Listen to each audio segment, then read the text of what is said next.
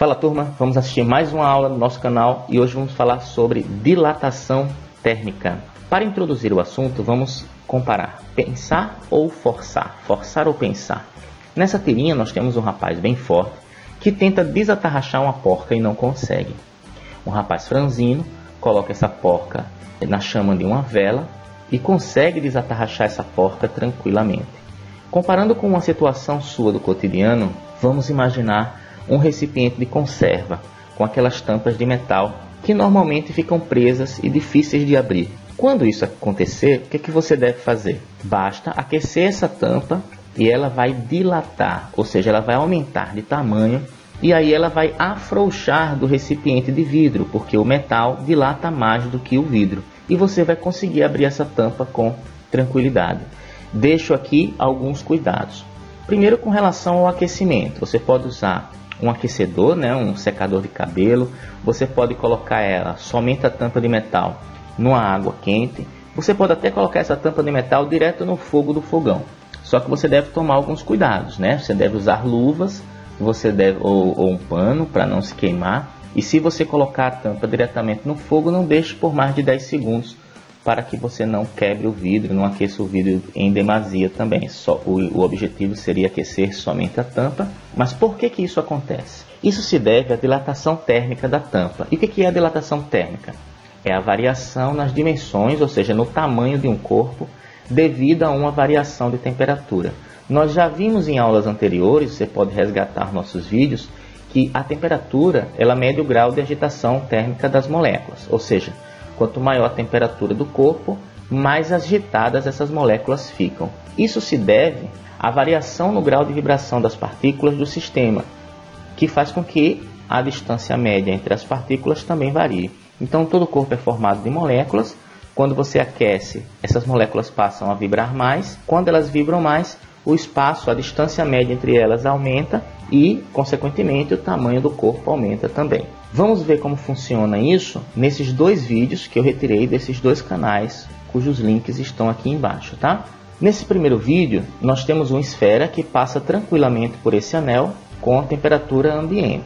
Nós vamos colocar essa esfera no fogo, numa chama, e aí as dimensões da esfera vão aumentar depois que ela ficar aquecida, como nós já explicamos.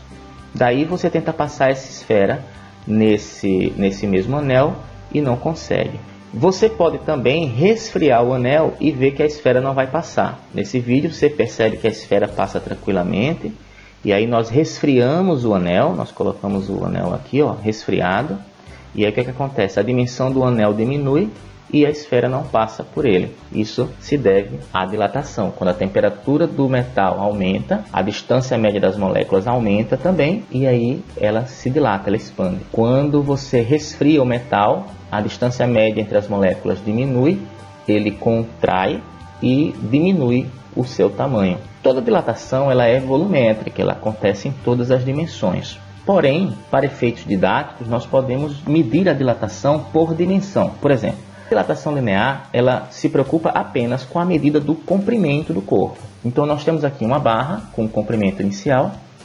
Nós vamos aquecer essa barra e ela vai aumentar de tamanho. Então a barra vai ficar com um comprimento final que é maior que o comprimento inicial. A diferença entre esses dois comprimentos, o inicial e o final, é chamado ΔL, que é a variação do comprimento ou dilatação linear.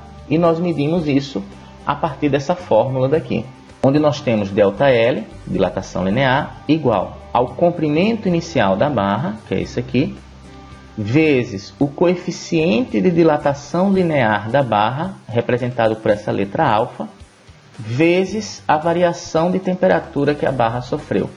Esse coeficiente de dilatação linear é uma constante que depende do material de que a barra é feita e do intervalo de temperatura que essa barra sofreu. Então, para cada substância e para cada intervalo de temperatura, nós temos um coeficiente diferente, representado por essa letra alfa. A variação na física ela é a diferença entre dois valores. Então, variação do comprimento, igual ao comprimento final menos o comprimento inicial, e a variação de temperatura é igual à temperatura final menos a temperatura inicial, tá? Que são esses dois valores da nossa expressão aqui, ok? Exemplos de dilatação linear. O trilho do trem, os trilhos de trem, eles têm um espaço vazio entre duas barras. Esse espaço vazio entre duas barras, ele se deve para que quando essas barras se dilatem, elas tenham esse espaço para crescer, uma não acabe interferindo na outra, porque se não houver esse espaço, esses trilhos eles podem ficar tortos e aí o trem vai descarrilhar, né? Outro exemplo são os fios dos postes, que em dias frios eles se tornam mais esticados e em dias quentes eles se tornam mais arriados, ou seja, quando você esfria, você contrai, o tamanho deles fica menor, eles ficam mais esticados, e quando você aquece, ele se dilata e aí ele fica mais arriado, formando essa barriguinha. Isso deve ser levado em consideração na hora de fazer as instalações para que esses fios não arrebentem em dias frios, tá? Bom, vamos tentar fazer um exemplo aqui agora. Nós temos aqui um quadrado formado por dois tipos de metal, um aço e 3 barrinhas de alumínio. Um quadrado foi montado com 3 hastes de alumínio, cujo coeficiente de dilatação linear é 24 vezes 10 a menos 6 graus Celsius a menos 1, e uma haste de aço, cujo coeficiente de dilatação linear é 12 vezes 10 a menos 6 graus Celsius a menos 1, todas inicialmente à mesma temperatura. O sistema é então submetido a um processo de aquecimento, de forma que a variação de temperatura é a mesma em todas as hastes. Podemos afirmar que ao final do processo de aquecimento, a figura formada pelas hastes estará mais próxima de quê? Bom, todas vão sofrer a mesma variação de temperatura, mas aquele que tiver o coeficiente de dilatação maior, ele vai se dilatar mais. E o que tiver o coeficiente de dilatação menor, ele vai se dilatar menos. Então o aço se dilata menos e o alumínio se dilata mais. Vamos tentar fazer o desenho dessa figura? Você tem aqui a dilatação do aço e aqui você tem a dilatação do alumínio nas 3 paredes. Você pode perceber que essa base de baixo vai se dilatar mais do que essa base de cima. E as paredes laterais vão se dilatar igual. Então, com a base de baixo maior que a base de cima, eu não tenho mais um quadrado, eu também não vou ter um retângulo, então eu tenho um trapézio isósceles, tá? Porque esses dois lados são iguais. Então, letra E, tá bom? Bom, nós também podemos fazer a medida da dilatação como dilatação superficial, que é quando a gente tem a dilatação da área. Então, nós temos aqui uma chapa com a área inicial. Nós vamos aquecer essa chapa, o tamanho da chapa vai aumentar, atingindo uma área total final. E essa diferença entre a área inicial e a área final é chamada de variação da área ou dilatação superficial. Então essa é a parte da dilatação superficial, que é a diferença das duas áreas. Essa dilatação superficial, ela pode ser medida por uma fórmula muito parecida com a dilatação linear. Veja, a variação da área é igual à área inicial vezes o coeficiente de dilatação superficial, que eu vou chamar aqui de beta, vezes a variação de temperatura. Então, o que muda da dilatação linear é que agora nós temos as áreas, final, variação inicial, e nós temos o coeficiente de dilatação superficial, que é o dobro do coeficiente de dilatação linear. Preste atenção nisso, que alguns problemas, eles tratam da área, tratam de superfície, mas eles dão o coeficiente linear. E aí você tem que dobrar o coeficiente linear para poder achar o coeficiente superficial. Tá? Lembrando que, assim como na dilatação linear, a variação de temperatura é a temperatura final menos a inicial, e a variação da área é a área final menos a área inicial. Aplicações cotidianas, aplicação no seu dia a dia. Nós temos aqui duas aplicações de piso, uma calçada e uma cerâmica. Você pode perceber que tanto nas calçadas quanto nas cerâmicas se deixa um espaço entre uma placa e outra. Esse espaço é considerando que possa haver uma dilatação da placa. Se a placa for dilatar e não tiver espaço entre elas, elas vão quebrar, elas vão arrebentar, como nesses dois exemplos daqui. Tá bom? Agora um exemplo matemático. Uma placa metálica plana tem uma dada área superficial a temperatura de 25 graus Celsius. Sabe-se que tal placa tem coeficiente de dilatação linear, preste atenção, linear, está falando de placa aqui, mas a dilatação é linear, 2 vezes 10 a menos 5 graus Celsius a menos 1. Isso aqui é a unidade do coeficiente de dilatação. Para que a temperatura final, devemos aquecer a placa a fim de que a área aumente 2%. Nós queremos medir o aumento, né, a variação de temperatura para um aumento de área. Então, a área inicial eu vou chamar de Azinho. A temperatura inicial é 25 graus Celsius. Ele quer saber a temperatura final. O coeficiente de dilatação superficial é o dobro do coeficiente linear. Então, se o linear é 2 vezes 10 a menos 5, o superficial é 4, é o dobro. 4 vezes 10 a menos 5.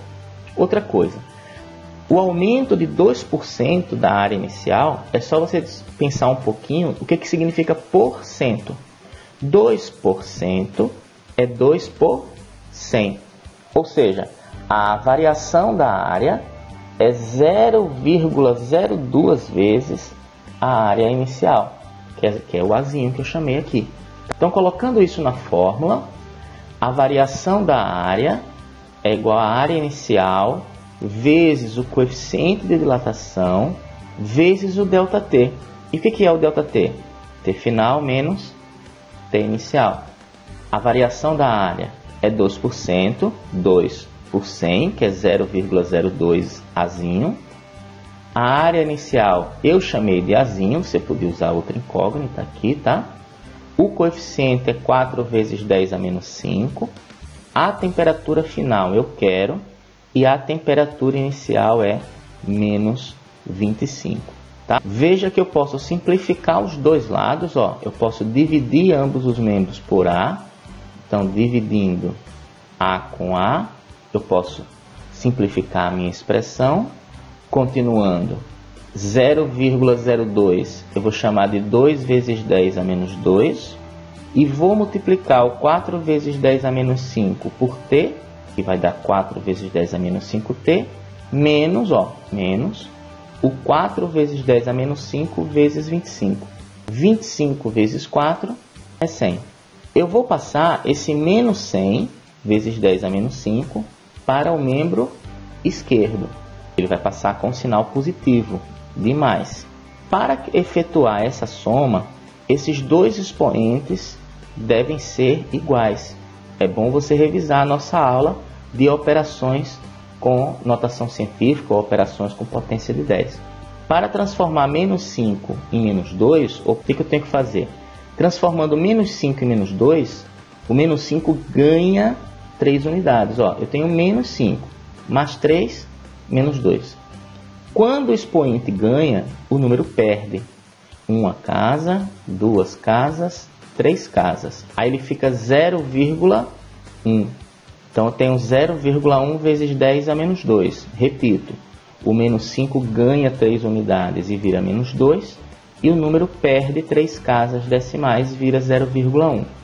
2 mais 0,1 é 2,1 vezes 10 a menos 2.